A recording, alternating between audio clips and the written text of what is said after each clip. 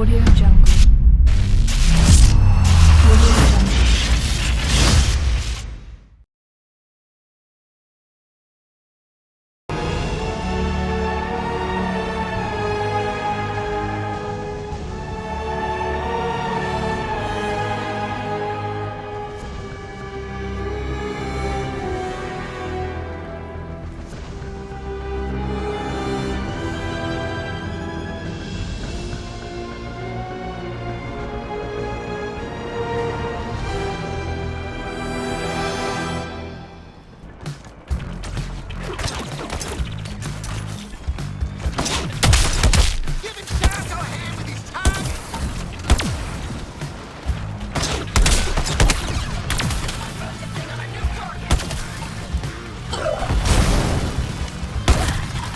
So I'm a DC Comics guy. I love the DC Comics characters.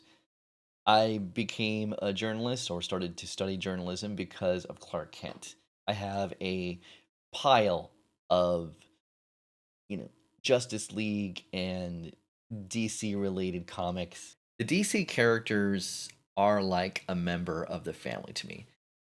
Hey guys, it's Sam DeLong from DeLong Games, and from the gamer section, we gotta talk about Suicide Squad. Barry! Please, tell me how. Barry!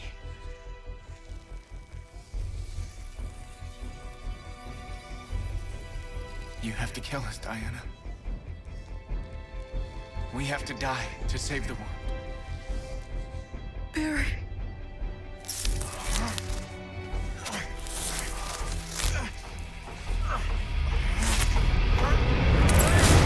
When I found out that Rocksteady was going to be doing a Suicide Squad video game. Their first video game in 9 years since they did Arkham Knight. A game that I absolutely love. The Kevin Conroy portrayal of Bruce Wayne and Batman has been the Batman for a generation. But let's get one thing straight. It takes more than a costume and an attitude to do this work. If you're somebody from my son's generation, that is the Batman that you grew up with. If you are of my generation, you grew up with, a combination of the animated series and the Arkhamverse. Hold off until I get there, Alfred.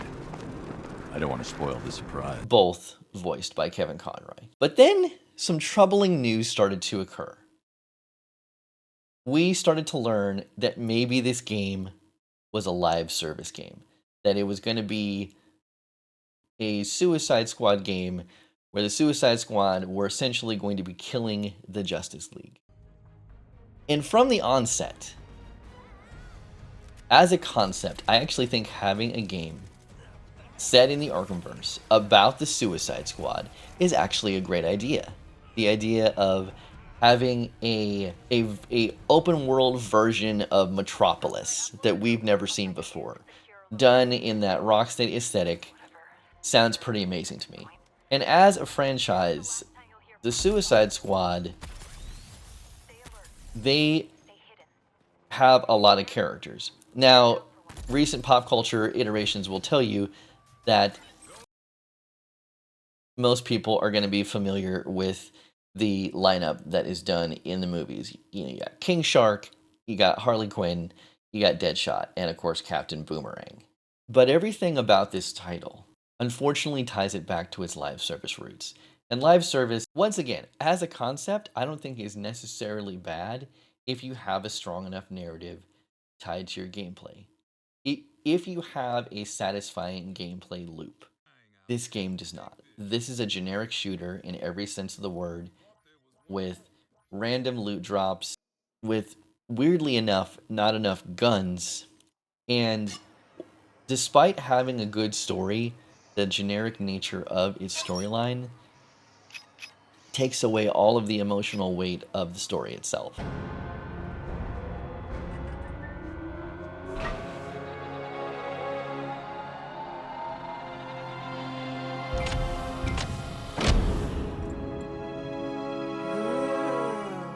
Is the story good? Because that has really been the crux. If this game is really dripping with rocksteady DNA and putting a focus on the story, then exactly how is the story? Eyes up, people! Let's go. At Rocksteady, storytelling and character depth are the core DNA of our game. These are not features, but Rocksteady fundamentals. In terms of presentation, in terms of cutscenes, and in terms of voice acting, and the overall look of the game during these story moments, that's where the game really shines.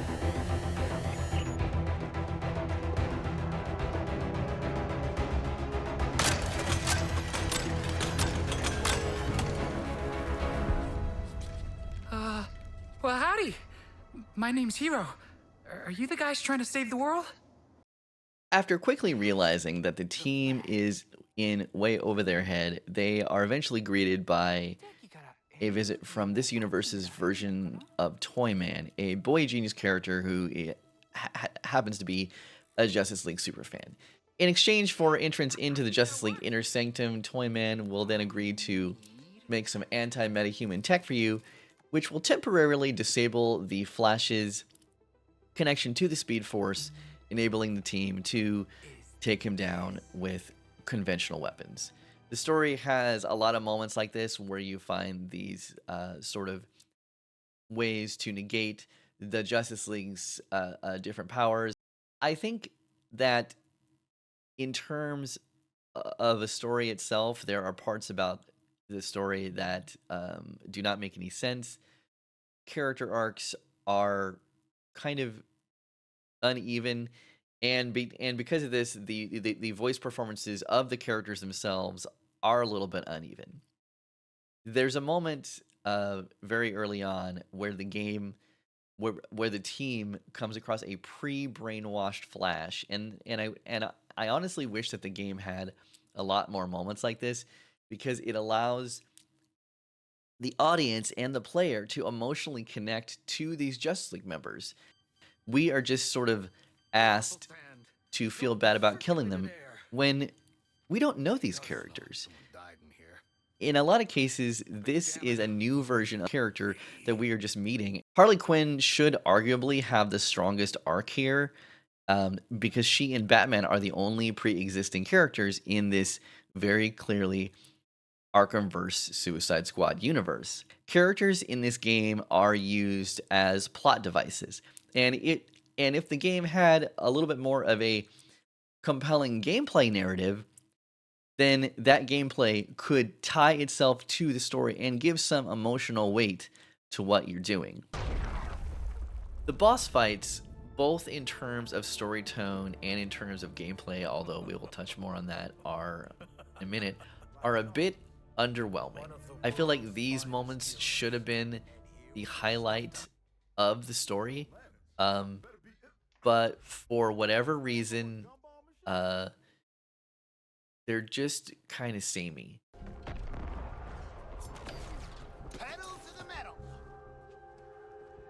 Boomerang has a Speed Force gauntlet, where a section of the Speed Force is tied to his boomerang, so he throws his boomerang and he teleports to wherever he throws the boomerang to. This also allows him to run at super speed for short bursts, and it makes traversal kind of fun, especially when you're doing things like climbing up buildings or zipping around enemies. I feel like Deadshot has the most accessible traversal because he uses a jetpack. It's very reminiscent to anyone who has played the old Star Wars Battlefront games playing as Boba Fett, and it's really fun to zip around with the jetpack, and you use this fuel dump mechanic to kind of manage your boosts, going from short bursts to more controlled and more powerful bursts, which have to be recharged over time.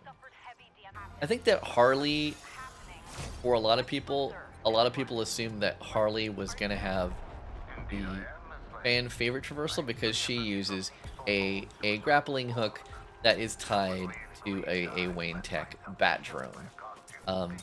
while this is definitely the most traversal that's similar to the Arkham games, just like the recent Gotham Knights games, it's like a dollar store version of that grapple mechanic. And the traversal for all the characters kind of has a stop and start flow to it, which, yeah, it does continuously encourage you to keep going, but it also does not feel as fluid as doing it in the Arkham trilogy or in the more recently released Spider-Man 2. What can I say? I gotta kill eyes on that door, you muppets! We're not the only ones looking!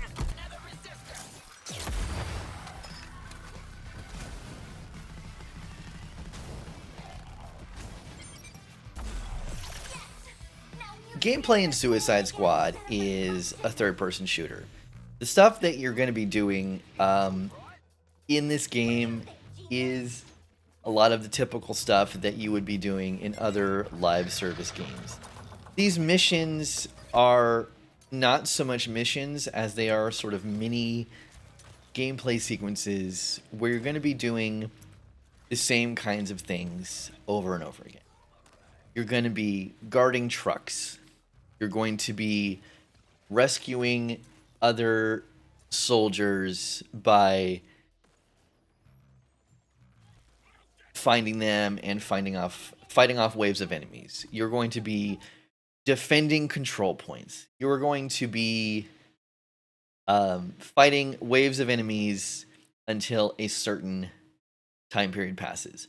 The game also uses a counter mechanic, which obviously is meant to emulate the counter mechanic from the Batman Arkham series with the same sort of lightning animation. But unlike in the Arkham series, where you know when to use the counter and the counter will pop up when an enemy is about to hit you, this counter mechanic in Suicide Squad will just appear at random, and it's not really explained why you get counters, what causes counters to trigger, and so on and so forth. These counters are the only way to damage certain high armor enemies, and it is a core mechanic of the gameplay that you're going to be doing during the boss fights. But it's all the same. It's all incredibly repetitive. Rescuing Argus agents is the same exact gameplay as rescuing Penguin thugs. Defending control points as taking down points to take down a cannon. And the only difference between a story mission and a side mission is that a story mission will play with a cutscene afterwards. But in terms of gameplay variety, you're going to be doing the same thing over and over again throughout the game.